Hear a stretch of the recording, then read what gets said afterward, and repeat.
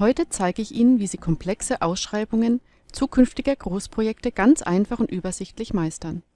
Mit der Funktion FIS-Objektverwaltung können Daten und Belege zu einem Ausschreibungsobjekt hinterlegt und überwacht werden. Dafür schauen wir Sina Sales über die Schulter. Sina ist Mitarbeiterin im Vertriebsinnendienst bei der Algorithmus AG. Nach dem Login befindet sich Sina in ihrem Launchpad und wählt den Reiter Objektabwicklung. Hier startet sie die Anwendung Objekt anlegen. Zunächst hat Sina die Möglichkeit, eine Objektart auszuwählen. Die Objektarten unterscheiden sich unter anderem in den zur Verfügung stehenden Eingabemöglichkeiten. Sina wählt die Objektart Sanierung. Ein Objekt besteht aus Kopf, Positions- sowie gegebenenfalls Unterpositionsdaten. Sina pflegt nun die Kopfdaten des Objekts.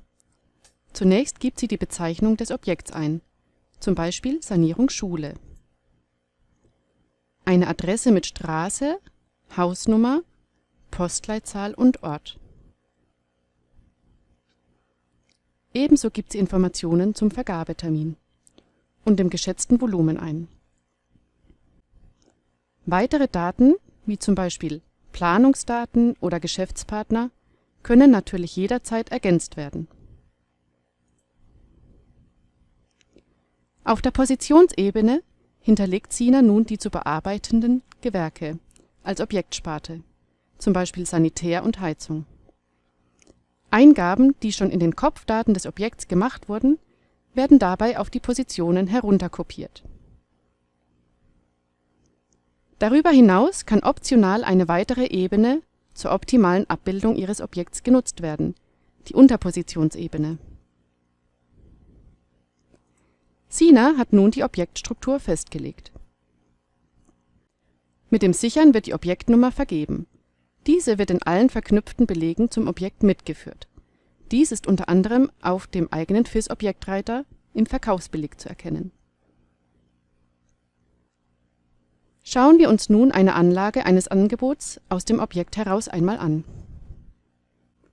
Hierzu öffnet Sina erneut das Objekt und legt ein Angebot zum Beispiel zur Position 10, also zur Sanitärposition an.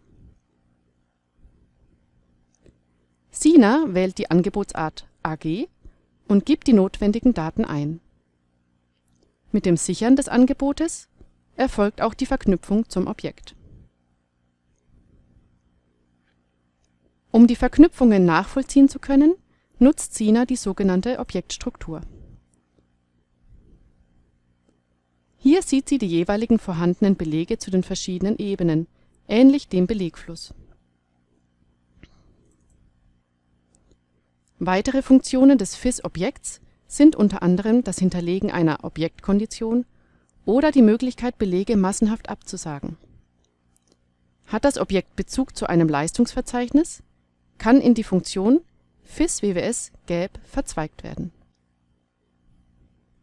Mit der FIS-Objektverwaltung kann Sina ein Bauvorhaben schnell und übersichtlich darstellen und sämtliche Daten wie Verkaufsbelege einem Objekt zuordnen. Sie wird bei der Terminüberwachung unterstützt und die Gewerkestruktur kann einfach abgebildet werden. Außerdem hat sie die Möglichkeit, spezifische Objektkonditionen zu hinterlegen und Daten im GAP-Format zu übertragen. Vielen Dank für Ihr Interesse.